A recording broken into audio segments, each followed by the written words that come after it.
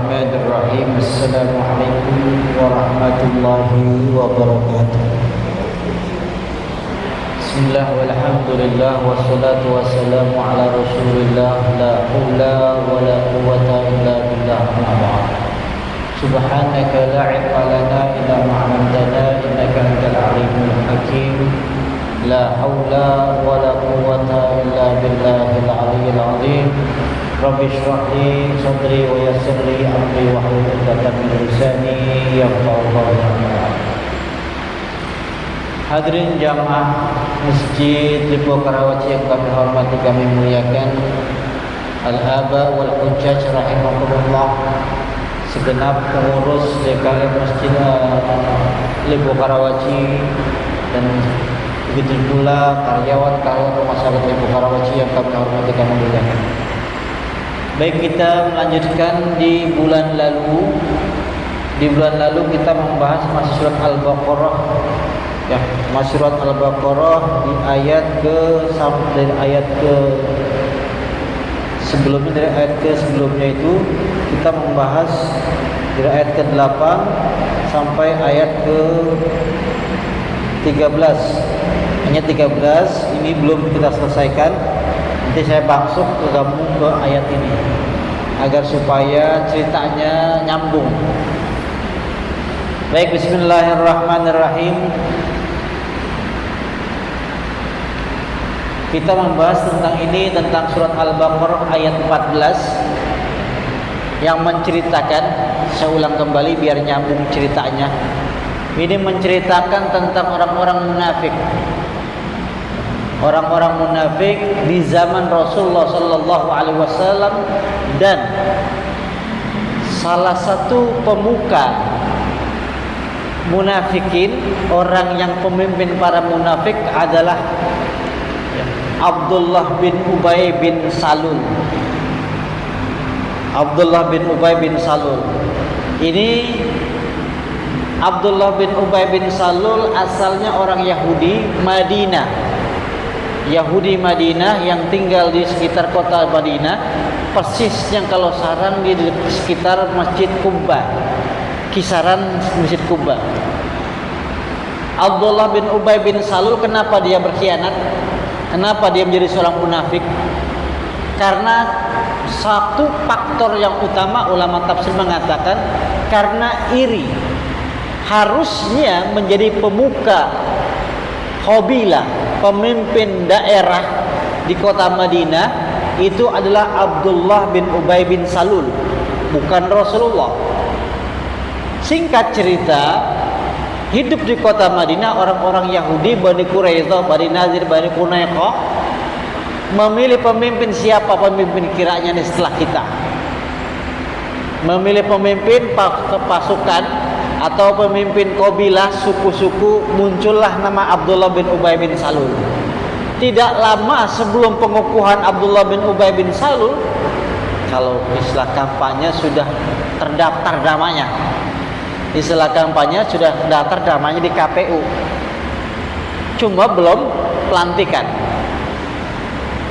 Setelah itu Rasulullah hijrah di kota Mekah ke kota Madinah. Semua umat dan semua manusia, terkali termasuk orang-orang kafir Quraisy, termasuk orang-orang Yahudi Madinah pun beriman kepada Rasulullah. Ini Abdullah bin Ubay ngiri.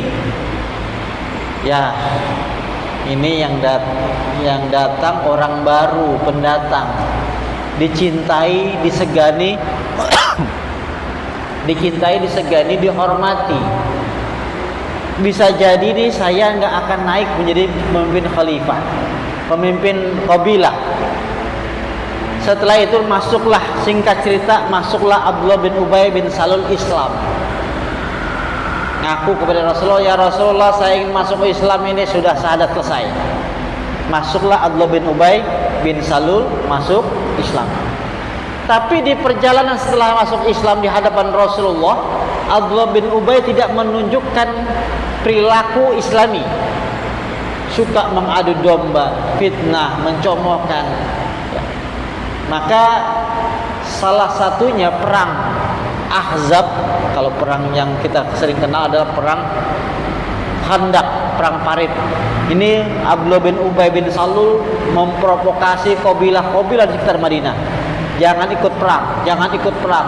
Awalnya sudah setuju perang melawan kafir Quraisy Mekah. Awalnya sudah setuju melawan perang melawan kafir Quraisy Mekah di tahun 5 Hijriah.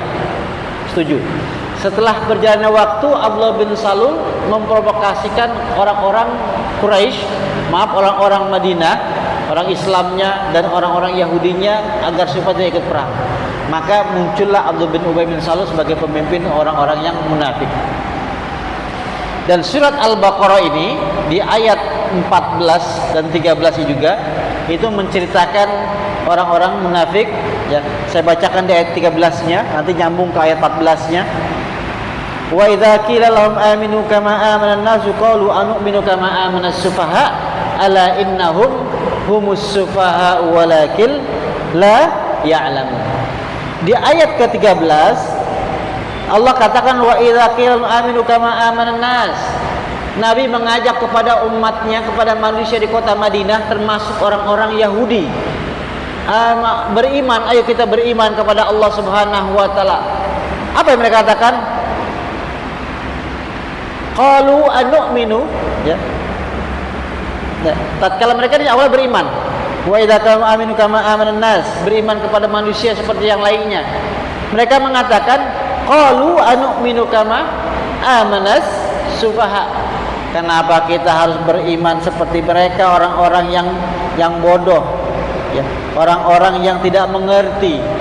Sufaha ini safih, orang-orang yang bodoh. Mengapa kita harus beriman kepada orang-orang yang mengikuti? Kenapa kita harus mengikuti orang-orang yang bodoh sih? Kenapa kita harus ikuti orang-orang yang bodoh? Tapi nih orang-orang munafik termasuk Abdullah bin Ubay bin Salul, tatkala di hadapan Umar bin Khattab, di hadapan Abu Bakar Siddiq, ya, sahabat Rasul, ini Abdullah bin Ubay bin Salul, tatkala bertemu dengan Abu Bakar Siddiq, memuji Abu Bakar Siddiq. Wahai Abu Bakar Siddiq, teman Rasulullah di Gua Hira, orang yang pertama masuk Islam, orang yang jihad fisabilillah, orang yang mendamaikan hartanya, memuji. Ketemu Umar bin Khattab pun sama. Wahai Umar bin Khattab, ya, pedangnya Allah, ya, dan banyak puji-pujiannya, termasuk Ali bin Abi Thalib. Tapi tatkala sahabat Rasul yang dekat dengan Rasul pergi, tidak ada. Qalu anu'minu kama amana sufaha. Kenapa kita harus mengikuti mereka? Mengolok-olok, ya. Ini nanti saya lanjut ke ayat ini. Cerita Abdullah bin Ubay bin Salul maka sama persis, ya,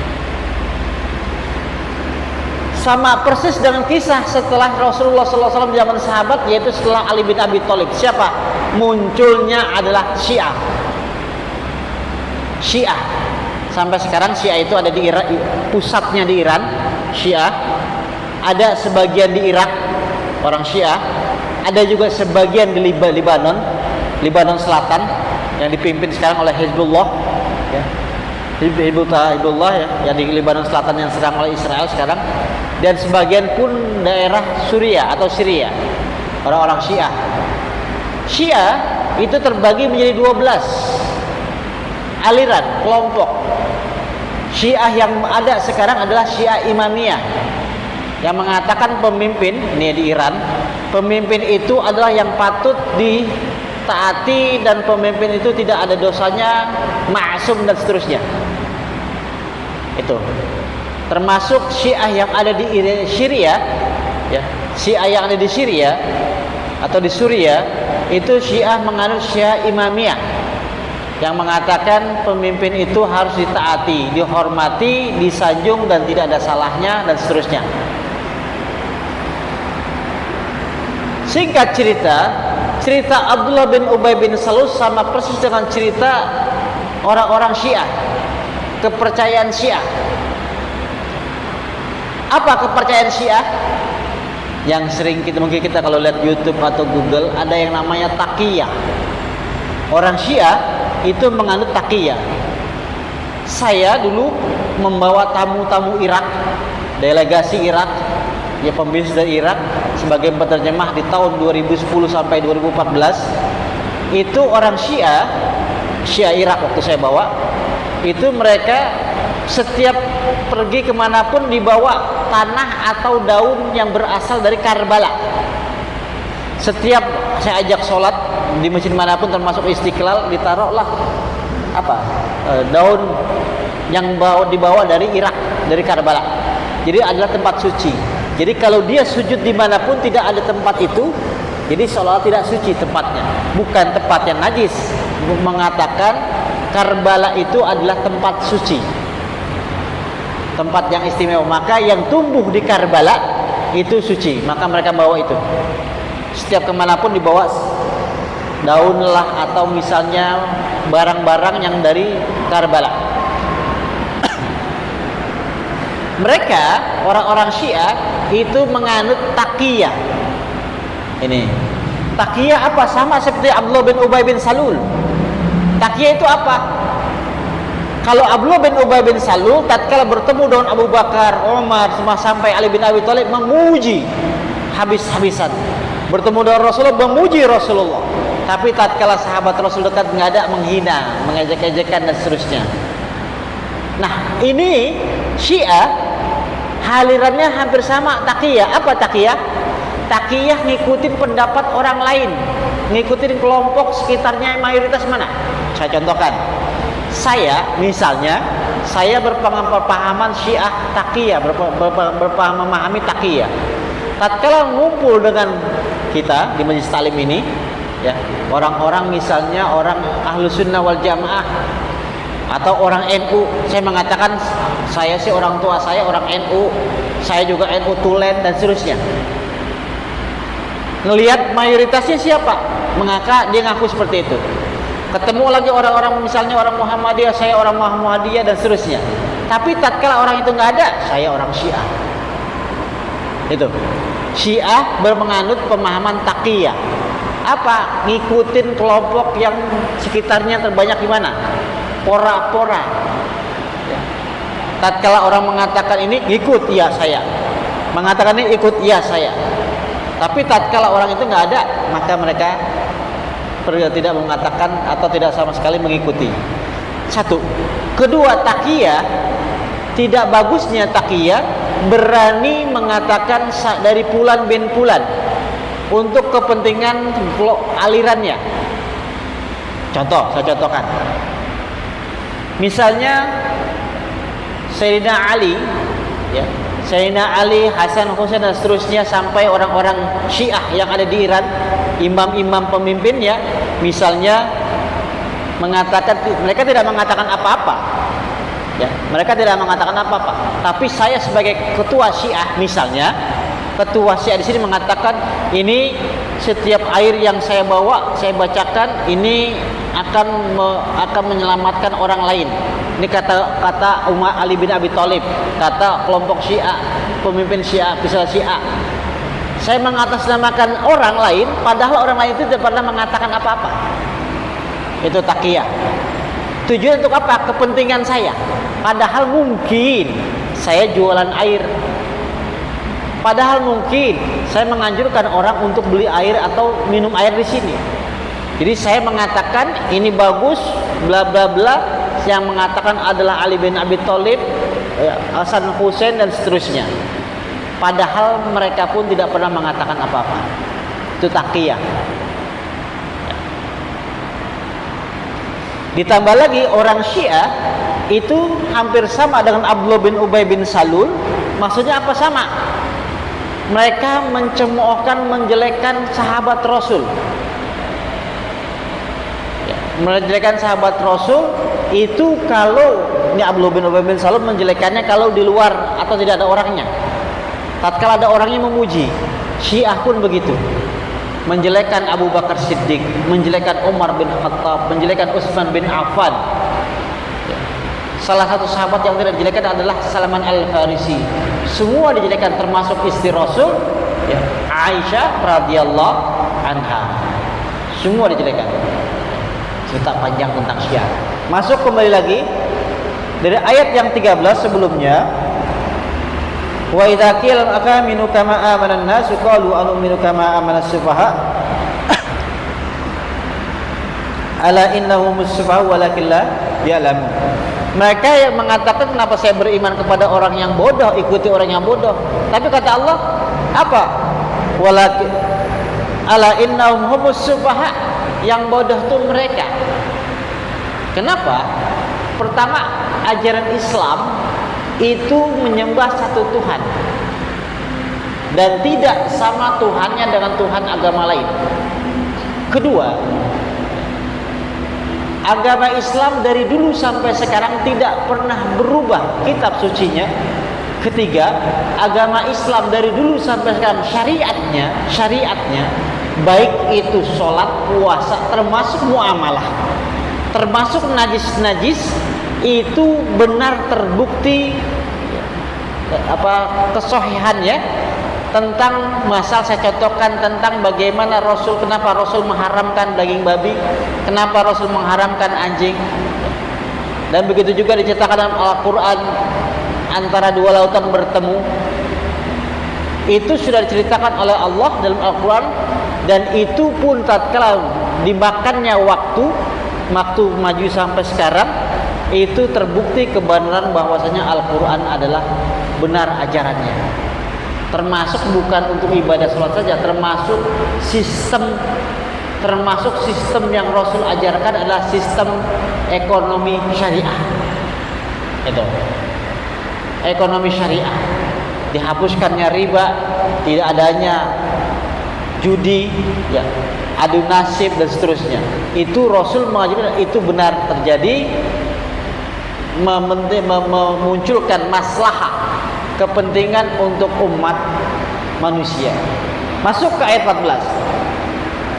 Allah katakan wa idzal laqul ladzina amanu qalu amanna wa idza khalau ila syayatin qalu innamakum innama nahnu mustahzi'un. Tadi ayat yang 13 orang beriman. Mereka mengatakan kenapa saya beriman dengan orang bodoh. Nah, ini lanjutannya. Wa idza laqul ladzina amanu, tatkala mereka bertemu dengan orang beriman. Ini yang saya katakan hampir sama orang Syiah alirannya. Wa idza laqul ladzina amanu qalu amanna. Tatkala mereka bertemu dengan orang-orang yang beriman, ya, bertemu dengan orang-orang beriman, ya, Abdullah bin Salul dan kelompoknya orang munafik, mereka mengatakan qalu amanna, kita beriman. Ada orang beriman tuh, ya kita beriman. Maka sama seperti orang-orang Syiah mengatakan ketemu saya aslinya orang Syiah, ketemu NU, saya katakan saya NU, Muhammadiyah, seterusnya. Itu disebut taqiyah ajaran Syiah.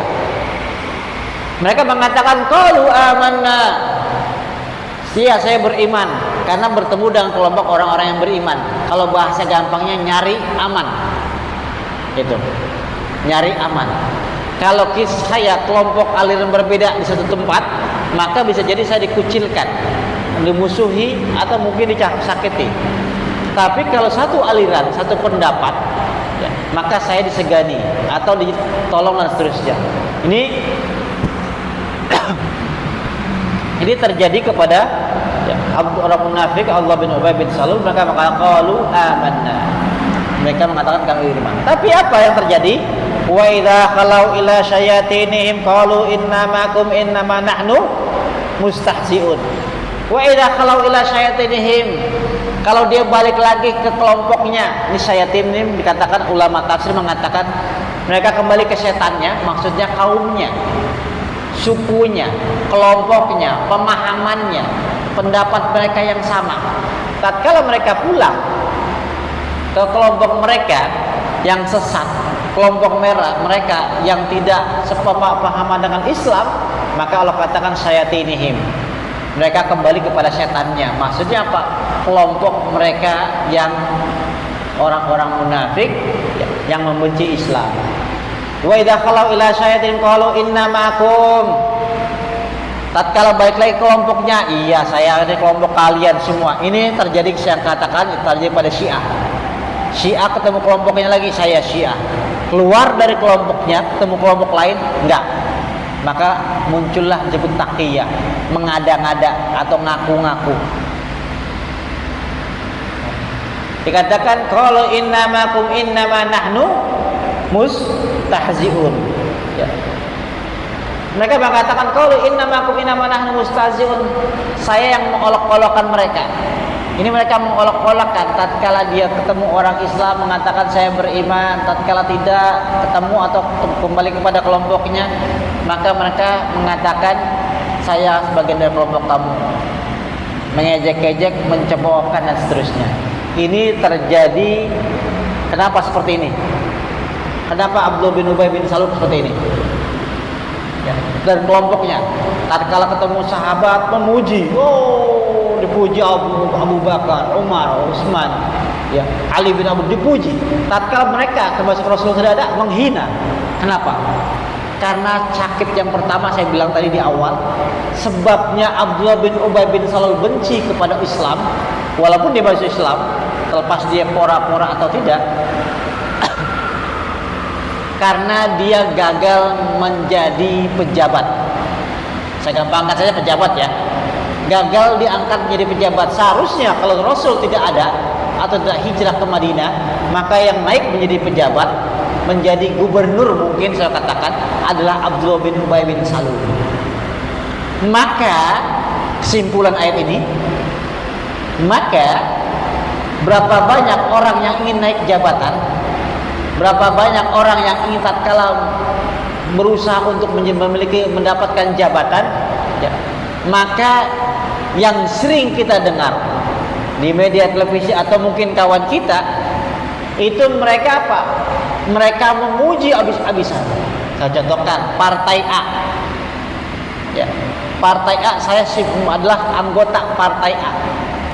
Tatkala atasan saya datang, saya puji-puji. Ya. Partai lain saya hina. Tapi tatkala saya jauh dari kelompok atasan saya dengan gabung dengan partai lain, misalnya, saya jelekan lagi. Saya mendengar ini apa kalau bahasa Betawi, ya, bahasa Betawi orang seperti ini jelek kalau ini pernah saya alami, saya lihat sendiri orang-orang kelompok pemerintahan, ya, kelompok pemerintahan ngumpul dengan ustadz-ustadz, ya, panggil ustadz-ustadz, mereka memuji, bukan, saya nggak perlu menyebut kedudukannya, mereka memuji pemimpin itu. Pak, saya selalu doain Bapak setiap hari. Selalu saya mau setiap tahajud saya doain Bapak. Apa ya kalau bahasa cari muka? Ya. Kenapa seperti itu? Karena ingin diangkat menjadi seorang pejabat, ingin diangkat menjadi mendapatkan posisi. Coba kalau yang nggak berpentingan, orang yang nggak berpentingan datang, ngapain saya puji? Nggak berpentingan untuk nyari jabatan, nyari muka. Ini yang saya lihat sendiri, saya ingat ya Allah, segitunya dunia, segitunya untuk diangkat dijabat, untuk jadi seorang pejabat, segitunya untuk mendapat apa ya, simpati dari atasannya. Saya selalu tahajud tiap malam, saya selalu ini. Saya ketawa berarti ya Allah, segininya. Ya, memuji, padahal belum tentu dia kenal orang itu dalam arti sosok kepribadian secara 100%. Kenal hanya ketemu meeting saja. Berbeda dengan teman akrab. Ya, kita punya teman akrab, tidur serumah mungkin atau pernah satu kosan dengan orang kita bertemu dengan di kantor saja, beda, kita tahu karakternya. Ini orang ini memuji habis-habisan seolah-olah orang ini tinggal satu rumah. Padahal kenal hanya di kelompok atau rapat-rapat saja. Ini sebabnya Abdullah bin Ubay bin Salul kesal menjadi orang munafik ini karena ingin dianggap jadi pejabat. Maka sifat, nih saya ulang lagi, maka sifat Abdullah bin Ubay bin Salul akan menurun kepada siapapun kalau pengen menjadi seorang pejabat, ya, dan sudah diiming-imingi dengan jabatan seterusnya, ternyata tidak jadi, atau supaya jadi maka memuji-muji orang-orang yang sekitarnya. Maka nggak heran kalau kita melihat orang-orang yang memuji, ya, habis-habisan, bahkan lebih dari memuji keluarganya, ya, itu karena memang tujuannya dunia, tujuannya jabatan, proyek dan seterusnya. Maka nggak heran karakter Abdullah bin Ubay bin Salul ada terus sampai sekarang. Ya, Jadi jangan heran, karakter Abdullah bin Ubay bin Salul sudah meninggal. Ya, karakternya akan menurun, ada terus sampai hari kiamat. Kalau ya, ingin menjadi seorang pejabat, apalagi sokok sama sini, ya ternyata dia harus mendekati sana-sana, memuji, menjilat dan seterusnya. Ini karakter Abdullah bin Ubay bin Salul. Baik, satu lagi ayat. Setelah ini pertanyaan, karena waktunya juga kita lihat. Ayat selanjutnya, Allah yastahzi bihim wa yamuddum fi tuganihim ya'maun fi tughyanihim ya'maun. Di ayat sebelumnya, ya ayat ke-14, mereka mengatakan innama nahnu mustahziun. Saya yang mengolok-olok orang Islam. Tapi kata Allah apa? Kata Allah, Allahu yastahzi'u bihim wa yamudduhum fi tughyanihim ya'maun. Apa kata Allah? Allah akan membahas mengolok-olokkan mereka, yastahzi'u bihim wa yastahzi'u bihim wa yamudduhum fi tughyanihim. Mereka berombang-ombang, Allah biarkan mereka terombang-ambing fi tughyanihim, ini dalam kesesatan. Jadi maksudnya apa? Mereka mengolok-olokkan Islam, Rasul dan sahabatnya. Tapi Allah balas, Allah yastahzi'u bihim. Padahal Allah di dalam tafsirnya saya baca, padahal Allah yastahzi'u bihim. Allah yang mengolok-olokkan mereka. Mengolok-olok apa? Mereka beriman pura-pura capek. Mereka beriman ya di hadapan Rasulullah saja, tapi mereka tidak beriman. Memuji di hadapan Abu Bakar, mereka benci. Jadi kalau bahasa kita bermuka dua, capek. Pora-pora, kalau bahasa kita pora-pora capek.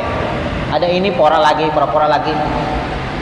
Allah yasta'zu bihim. Allah yang mengolok-olokkan mereka, membuat mereka sesat, membuat mereka capek, letih. Ya, wa yamudduhum fi tughyanihim ya'maun. Dan Allah biarkan mereka berlalut dengan kesesatannya. Terus kan kalau orang hati, ini sebabnya apa? Sebabnya karena dunia, awalnya dunia, setelah itu hati ya, hati berubah menjadi dengki. Kalau sudah dengki, iri, ini kalau bermain sifat hati, maka orang yang kita benci, yang kita dengki, sebaik apapun orang itu berbuat, maka orang itu pasti kebenci. Kita punya tetangga, kita benci, misalnya ada orang benci dengan tetangganya, padahal itu baru beli kulkasnya baru beli dengan hasil gaji. Mau dikatakan paling itu ngutang, paling itu mencuri lakinya, paling itu hasil judi dan seterusnya. Karena patokannya, sebabnya karena hatinya yang tidak bersih. Maka mereka hidupnya selalu capek, mengolok-olokkan Allah, padahal Allah yang mengolok-olokkan mereka dan membuat mereka selalu tersesat di dalam hidupnya. Sedikit lagi ya, selanjutnya ayat 14 biar nyambung. Kata Allah apa? Ulaika alladzina ishtarad dalalata bil huda. Ulaika, mereka ini orang-orang yang munafik. Orang-orang yang munafik itu mereka seolah-olah ishtarul hayatad dunya, ishtarud dalalata. Mereka membeli kesesatan, mereka membeli dosa kalau bahasanya. Mereka membeli murka Allah. Atau saya artikan lain, mereka membeli neraka. Mereka seolah-olah membeli neraka atau kesesatan itu dengan bil huda, dengan hidayah, dengan Islam. Maksudnya apa? Mereka hanya masuk Islam sebentar, seolah-olah Allah katakan jual beli, menukar. Kan jual beli itu tukar barang, uang rupiah ditukar dengan barang, baik itu spidol dan seterusnya yang kita beli, tukaran. Begitu juga tatkala orang beriman ditukar. Dia dulu imannya apa? Beriman dengan beriman misalnya dengan berhala, ditukar dengan beriman kepada Allah. Maka Allah umpamakan mereka adalah transaksi jual beli. Jual beli apa? Jual beli bil huda dengan dolalah. Jual beli dulunya dia dolal, sesat, dijual beli dengan masuk Islam, tapi pada ikatnya mereka beriman hanya sebentar dan kesesatan selama-lamanya. Apa kata Allah? Fama rabihat tijaratuhum. Maka Allah katakan perdagangan, ya, nggak akan untung dagangnya. Maksudnya bukan berarti dagang seperti yang kita katakan dagang. Saya katakan tadi di awal, tatkala orang masuk Islam beriman itu seolah-olah transaksi jual beli. Transaksi jual beli apa? Jualnya dengan kesesatan, membeli untuk hidayah. Tapi kata Allah, fama rabihat tijaratuhum.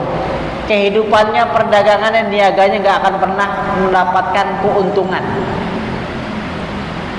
Tidak akan pernah mendapatkan keuntungan. Sama seperti apa? Orang dagang, jual air ini belinya 2.000, dijual 5.000. Pada ikatnya untung, 3.000 untung. Tapi bisa dikatakan orang ini tidak untung sama sekali. Apa? Tatkala 3.000-nya untung, dia taruh di lacinya, ada yang mencuri setiap hari, maka seolah-olah dikatakan tidak ada untungnya. Ya. Maka katakan mereka, perdagangan mereka, keimanan mereka tidak akan pernah mendapatkan keuntungan. Kenapa? Wa ma kanu muhtadin. Mereka tidak akan pernah selalu mendapatkan hidayah dari Allah Subhanahu wa taala.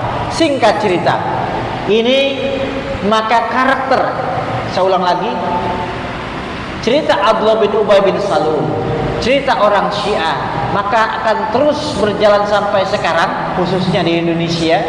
Kalau orang ini karakternya mirip Abdullah bin Salul, maka perbuatannya akan sama. Kalau orang itu tujuan hidup di dunia ini tujuan jabatan, tujuan kepamoran, tujuan pangkat dan seterusnya, maka orang itu akan selalu menjilat sana sini, memuji sana sini tujuan untuk naik jabatan. Ini sudah terjadi di zaman Rasulullah Sallallahu Alaihi Wasallam. Ya. Silakan, ada yang bertanya materi ini atau materi yang lain, silakan bebas.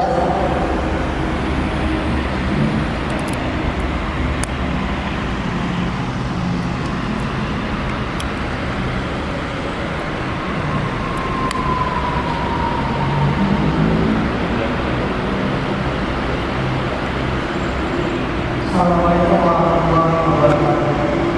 Ustaz, saya ingin bertanya, Ustaz, bagaimana cara menghadapi Islamofobia di dalam saat ini, Ustaz?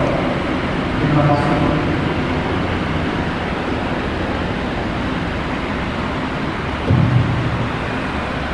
Islamofobia ini sudah mulai ada di awal tahun 2000. Maka Islam ini sebenarnya bukan sekarang di Indonesia, di dunia saat ini itu Islam jadikan Islamofobia mulai dari tahun 2001 dicetusnya oleh Amerika, Yahudi dan sekitarnya. Dikatakan Islam itu teroris sampai membekas ke Indonesia. Afghanistan teroris, Irak Saddam Hussein teroris, Muammar Gaddafi presiden Libya teroris, dan seterusnya. Sampai di kita, maka kita mengatakan sampai media, atau mungkin yang kita lihat di media televisi, media sosial, kalau dikatakan teroris itu biasanya identik dengan Islam. Saya seumur umur di Indonesia belum pernah, mohon maaf, terkadang kita iri, pemerintah mencetuskan Islam terus, belum pernah agama lain dikatakan teroris. Dulu ada pengeboman di sini, di Karawaci, yang ramai di berita teroris. Ternyata yang melaksanakan itu bukan orang Islam. Akhirnya apa yang terjadi? Dikatakan media mengatakan orang itu stres. Ya, ini Islamofobia karena mereka yang punya media. Amerika, Indonesia, ini media di Indonesia isu bisa katakan bukan punya orang Islam. Kalaupun Islam, media itu yang bayar adalah iklan. Iklannya itu yang punya bukan orang Islam. Maka framing dibuatlah ya, di media ini karena mereka berkuasa di media, perang media. Maka dijadikanlah Islamophobia terjadilah di semua negara, termasuk di Amerika, termasuk di Eropa. Menghadapi Islamophobia bagaimana? Satu, orang ini sudah dipastikan tidak mau menerima informasi dari orang lain. Jadi menjadikan orang ini Islamophobia. Orang ini sudah dipastikan selalu mendengar berita dari satu sisi. Maka kita kasih tahu dengan media lain atau dengan ilmu yang kita miliki, ya, bahwasanya tidak seperti itu. Ilmu pemahaman yang lain. Mungkin dia melihat media dari satu sisi mengatakan Islamophobia dan seterusnya. Akhirnya terbentuklah. Maka kita harus kasih tahu lagi dengan informasi kedua.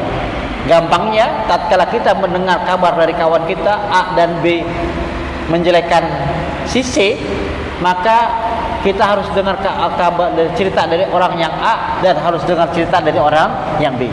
Begitu juga media, kita tidak fair mendengar satu media. Harusnya diiringi dengan media lain yang Islami, ya. Khususnya orang-orang yang mengerti politik dan keislaman. Pastikan orang itu kurang informasi. Kedua, dipastikan orang itu berteman dengan kelompok mereka. Maka terbentuklah Islamophobia. Kita bertemu kelompok tidak akan pernah berubah. Begini aja teman main kita. Maka kita akan menjadi terkelompok Islamophobia. Maka tatkala ada kelompok orang seperti itu, harusnya dimasukkan dengan orang-orang yang paham, yang memahami, atau dipecah kelompok itu. Jangan sampai terbentuk atau mengelompok. Tapi ini sudah sunnatullah, pasti orang berkelompok pada pemahaman teman-temannya yang sama. Orang pezina akan berkelompok dengan orang pezina. Orang yang korupsi akan temannya dengan orang korupsi, dan seterusnya. Maka Islamophobia maka akan berkelompok pada kelompok mereka. Tatkala kita datang, mereka takut karena dikatakan kita ini teroris. Selanjutnya lagi, Islam dunia media yang membentuk bahwasanya jenggot itu sunnah Rasul, itu dikatakan simbol teroris. Ini terjadi kepada kawan saya, tatkala pulang dari luar negeri, itu jenggotnya harus dipotong. Jenggot harus dipotong. Dulu awal-awal, apalagi yang terjadi rame-rame Islamophobia, nggak boleh pakai celana ngatung, jenggotan dan seterusnya. Itu dicurigai di negaranya sendiri. Padahal belajar di Al-Azhar. Nah, ini Islam sudah kebanyakan orang sudah dengan media handphone, internet sudah bagus. Jadi tidak 100% kita menerima media dari media televisi. Karena media televisi itu semua yang diatur. Tergantung pesanan. Kalau media yang di handphone ini, karena komen-komennya siapa aja. Ada informasi lain terkadang masuk dan seterusnya. Ya, ini ada baik dan buruknya. Maka untuk menangani atau menghilangkan Islamophobia, maka harus dianjurkan. Ya, dianjurkan pertama buatlah diri kita minimal. Jadikanlah diri kita ini orang-orang yang Islami, yang tidak mengatakan dikit-dikit neraka, ente masuk surga, ente neraka, salah, sesat dan seterusnya. Ya. Bid'ah, dolalah, sesat, masuk neraka. Janganlah jadi ekstrim. Islam itu tidak terbentuk seperti itu. Ya. Padahal masih ada pendapat lain dan seterusnya. Kita harus selagi itu bukan permasalahan rukun dan wajib, maka Islam itu luas, mudah, gampang. Ya, seperti itu. Silakan, ada yang bertanya kembali? Materi ini atau materi yang lain bebas.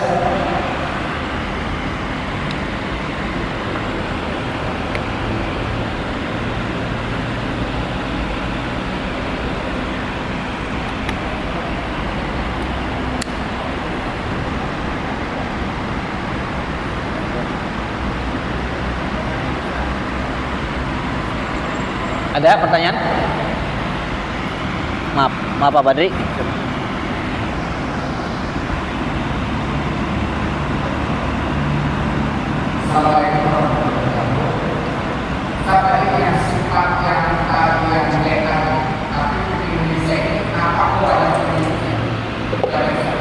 Apa?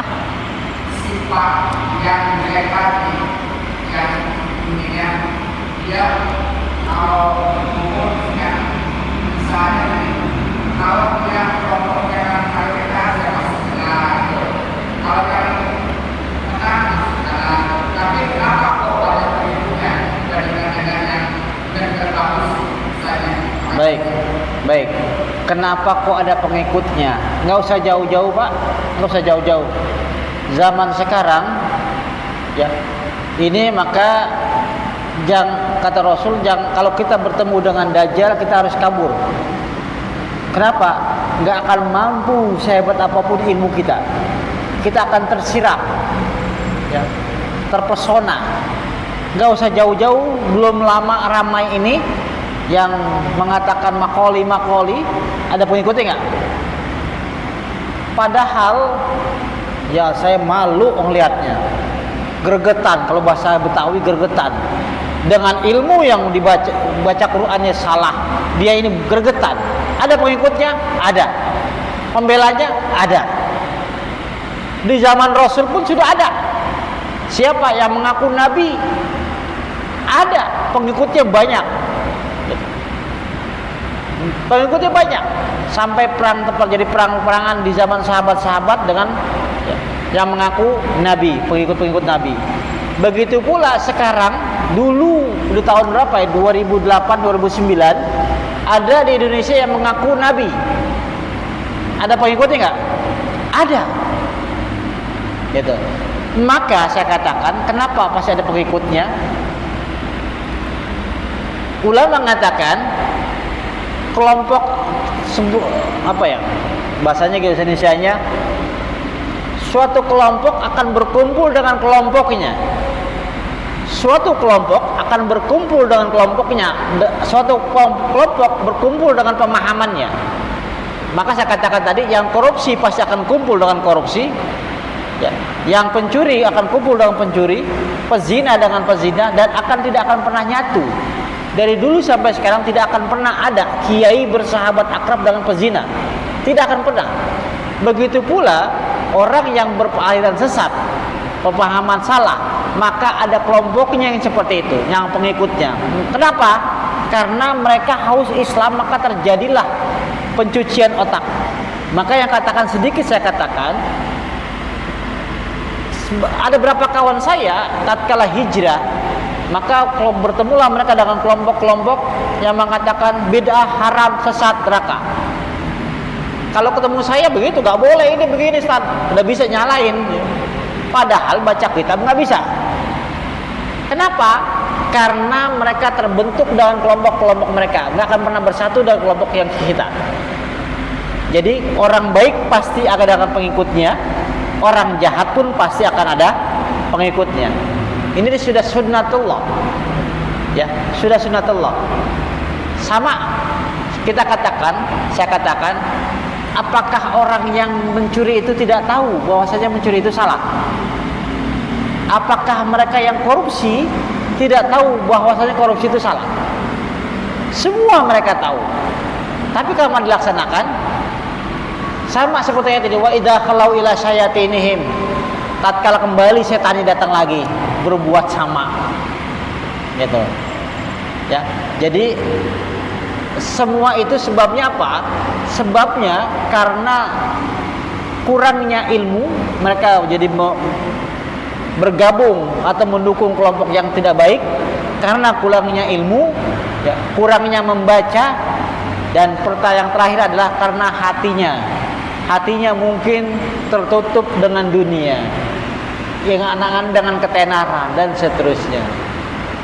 Ini maka gak akan pernah hilang, Pak. Sampai kapan gak akan pernah hilang. Yang baik pasti akan ada pengikutnya, yang buruk pasti akan ada pengikutnya, pasti. Ini sudah sunnatullah, gitu.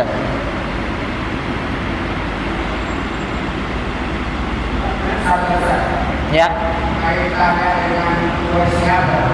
Siapa? Kenapa tuh?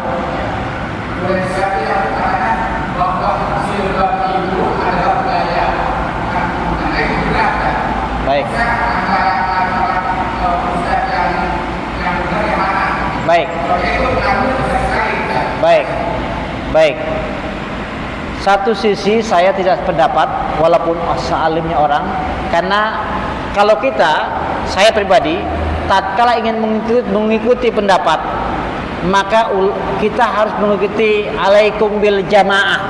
Kita ikuti pendapat yang mayoritas. Apakah jilbab itu budaya, tradisi, atau termasuk aliran Islam, ajaran Islam? Pertama, maka yang mengatakan itu adalah syariat Islam mayoritas ulama, bisa dikatakan 99%. Maka kita ikuti supaya selamat. Adapun yang tidak mengatakan itu bukan syariat Islam, silakan. Kedua, Islam itu bukan dilihat dari ini budaya, ini tradisi, ini sopan dan seterusnya. Kalau kita mengikuti pendapat orang, maka tidak akan pernah ada habisnya.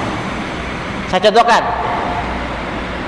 orang saudara kita di Papua menggunakan koteka, menggunakan koteka. Sopankah menurut mereka? Sopan. Orang Amerika, orang Eropa, tatkala ke pantai, jalan di pinggir jalan dengan menggunakan yang kita mungkin ada laman doang. Sopankah menurut mereka? Sopan. Orang di Indonesia mungkin ada yang jalan perempuan dengan celana pendek. Sopankah menurut mereka? Sopan. Kita melihat itu semua enggak sopan. Kita memandang itu semua tidak pantas. Maka tidak akan pernah habisnya. Kalau saya katakan orang Papua mengatakan koteka itu sopan, kita katakan tidak sopan. Orang Amerika, Eropa mengatakan ini sopan, kita tidak sopan. Maka kalau mengukur itu kesopanan, kepantasan budaya, maka tidak akan pernah ada dasarnya dan ada habisnya. Maka ikutilah pedoman syariat yang Allah katakan sopan. Sopan menurut Allah, bukan sopan menurut manusia. Beradab menurut Allah, bukan beradab menurut manusia. Berakhlak menurut Allah, bukan berakhlak menurut manusia. Maka kalau kita patokannya, pegangannya Allah, maka kita akan selamat. Gitu. Yang disebut dengan syariat. Jadi terlepas mengatakan itu aurat atau bukan, budaya dan seterusnya, masing-masing. Kita pribadi minimal alaikum bil jamaah, ikuti yang mayoritas. Ikuti mayoritas ulama, jangan ikuti yang minoritas. Bukan dalam perkara ini saja, perkara apapun. Ikutilah yang mayoritas. Itu Pak ya. Sudah? Baik, kita tutup pengajian kita. InsyaAllah sedikit bisa bermanfaat bagi kita, keluarga kita. Kita tentukan surat Al-Fatihah. Mudah-mudahan Allah panjangkan umur kita, Allah sehatkan kita, Allah kuatkan iman Islam kita, Allah mudahkan segala urusan kita, Allah jadikan anak-anak kita anak yang soleh dan yang soleh. Al-Fatihah. A'udzubillahi minasyaitonirrajim. Bismillahirrahmanirrahim. Alhamdulillahirabbil alamin arrahmanir rahim maliki yaumiddin iyyaka na'budu wa iyyaka nasta'in ihdinas siratal mustaqim siratal ladzina an'amta 'alaihim ghairil maghdubi 'alaihim waladdallin amin. Rabbana atina fid dunya hasanah wa fil akhirati hasanah wa qina adzabannar wa subhanaka rabbil izzati amma yasifun wa salamun alal mursalin walhamdulillahi rabbil alamin. Sekian dari saya, wabillahi taufiq wal hidayah. Assalamualaikum warahmatullahi wabarakatuh.